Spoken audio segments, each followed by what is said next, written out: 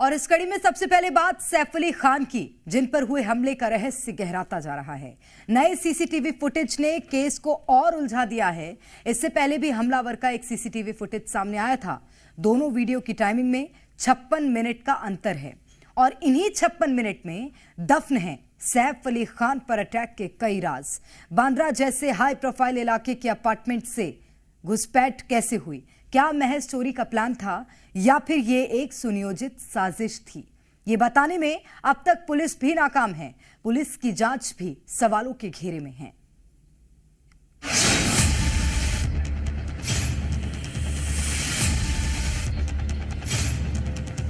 सैफ अली खान पर अटैक की मिस्ट्री दिन ब दिन गहरी होती जा रही है।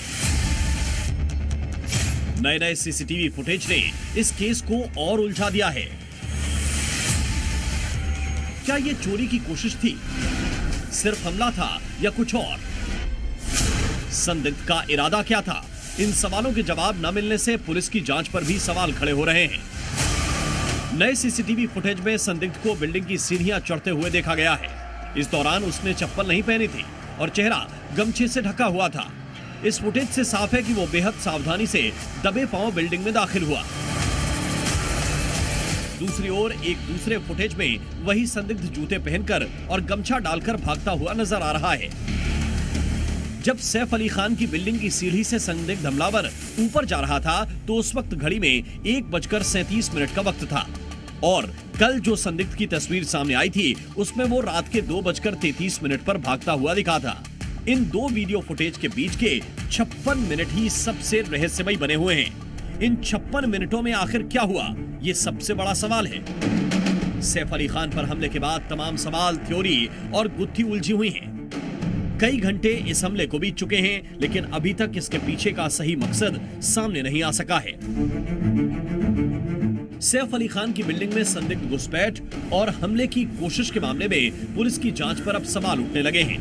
पुलिस ने एक संदिग्ध को हिरासत में लिया, लेकिन पूछताछ के बाद पता चला कि उसका इस मामले से कोई लेना देना नहीं है। पुलिस ने सीसीटीवी फुटेज के आधार पर संदिग्ध के चेहरे से मिलती जुलती शारीरिक बनावट वाले एक संदिग्ध को हिरासत में लिया था।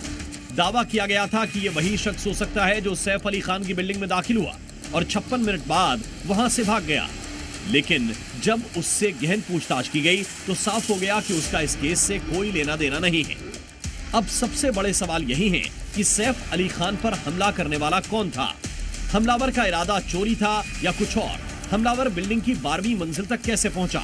किसी ने उसे अंदर जाते या बाहर निकलते क्यों नहीं देखा? कड़ी सिक्योरिटी के बावजूद हमलावर कैसे भाग निकला? हमलावर जान पहचान वाला था या कोई अजनबी? क्या सैफ के घर में कुछ ऐसा है जो अभी राज बना हुआ है?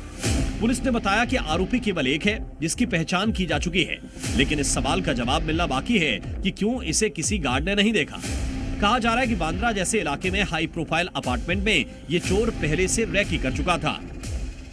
एक्यूज्ड फायर एस्केप का यूज करके इनके घर पे गया था। ये भी पता चला है ये एक चोरी का अटेम्प्ट था, ऐसा हमारे इन्वेस्टिगेशन में निष्पन्न हुआ है। पुलिस ने जो जानकारी दी है उसमें कई जवाब तो मिलते हैं, लेकिन कई सवाल भी खड़े होते हैं। जैसे कि पुलिस कह रही है कि आरोपी अपार्टमेंट की सीढ़ियों के जरिए आया, लेकिन घर में कैसे घुसा इसका जवाब अब तक नहीं मिला है, क्योंकि अब तक घर में किसी भी तरीके से जबरन घुसने का सबूत नहीं आया है। तो भले ही पुलिस अभी ये कहे कि मकसद केवल चोरी है, सवाल ये बाकी है कि क्या आरोपी घर की किसी मेड या दूसरे शख्स को जानने वाला तो नहीं है। पुलिस को शक है कि हमलावर को घर के अंदर आने के लिए किसी ने मदद की थी। इसी वजह से इस शक के आधार पर पुलिस घर में फ्लोरिंग का काम कर रहे मजदूरों से भी पूछताछ कर रही है।